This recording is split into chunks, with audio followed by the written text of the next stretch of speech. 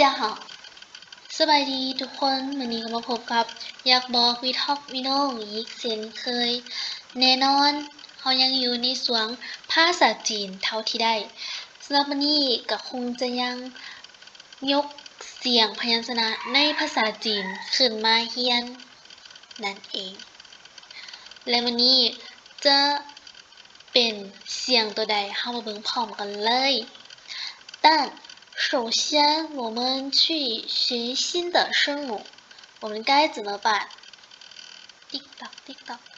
当然我们该复习我们学过的声母来我们一起复习我们学过了哪些声母อันนี้คือเสียงพยัญชนะทั้งหมด11ตัวในภาษาจีนเดี๋ยวพวกเขาไปเบิ่งกันเลยว่าพวกเขาจะเรียนตัวไม้นั่นเป็นตัวใดและไปทวนคืนพร้อมกันเลยไล่นี่ก็คือสิ่งที่พวกเขาจะทวนคืนและก็เรียนในมื้อนี้ก่อนอื่นคือเฮามาเริ่มทวนคืนพร้อมๆกันเลย来，我们一起读，跟我读，我读一遍，你们读2遍。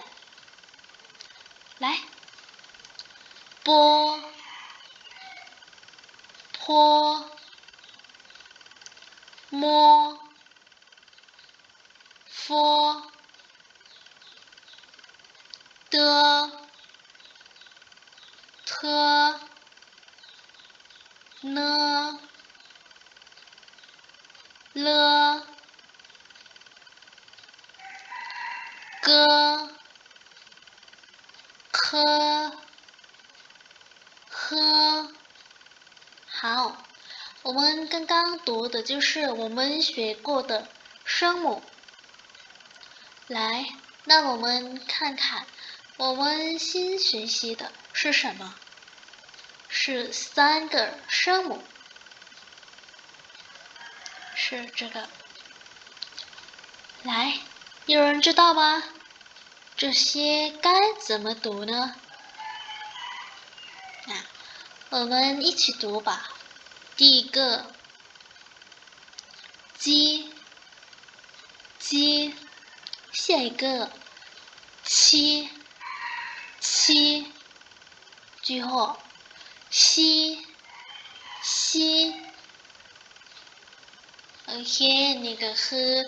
3เสียงพยัญชนะที่เราจะมาเรียนในมื้อนี้และ3เสียงนี้ถ้าอ่านไปแล้วค่อนข้างจะคล้ายๆคือกันโดยเฉพาะ2ตัวสุดท้ายคือชีกับชีถ้าว่าเราเริ่มเรียนภาษาจีนทวีตเราจะรู้สึกว่า2เสียงนี้มันคือกันที่สุดแต่ถ้าว่าเราเรียนไปโดนๆล่ะเราจะแยกเสียงออกโดยการอ่านผ่านคำศัพท์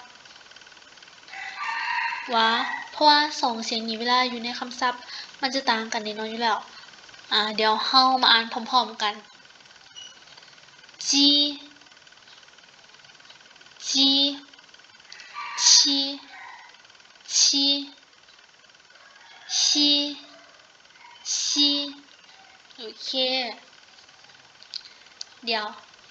เรามาอ่านตึมอีกเทื่อนึงเราจะเริ่มจากตัวสุดท้ายเนาะเพื่อว่าจะเป็นการที่ว่าให้เราแยกเสียงกันได้หลายขึ้นได้ดีหลายขึ้นตัวนี้ชีชีเสียงค่อนข้างจะชัดเจนแต่ตัวนี้จะเป็นชีชีจะลักษณะที่ว่าบ่ค่อยออกมาจากปากเราปานใดชีชีโอเคตัวนี้ก็จะเป็นจีจี好นี่ก็คือเสียงพยัญชนะที่เราจะมาเรียนในมื้อนี้และเช่นเดิมก่อนที่เราจะจบคลิปวิดีโอไปพวกเรามาอ่านทั้งหมดพร้อมๆกันอีกครั้งนึง来我们全部一起读และมื้อนี้จะบ่เริ่มจากปัวแต่เราจะเริ่มจากชี แล้วเราจะบ่เรียงแถวกันไปเป็นครึ่งงูเป็นครึ่งนกแก้วท้องเนาะเราจะมาเลือกอ่านคือเราจะมาสลับอ่านแต่จะเริ่มจากชีก่อน好我们一起读西西摸摸歌歌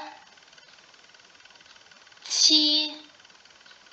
七波波鸡鸡了了科科坡坡喝喝佛佛的的โอเคแอดคิดว่าเขาน่าจะอ่านครบหมดแล้วเนาะหรือที่จริงยังบ่ครบถ้าหากว่ายังบ่ครบเดี๋ยวเรามาอ่านพร้อมๆกันอีกเทื่อนึงเพราะว่ามันอาจจะบ่ครบแอดอาจจะมึนๆสับสนนิดนึงเพราะว่าสลับตัวกันเนาะโอเคเรามาเริ่มจาก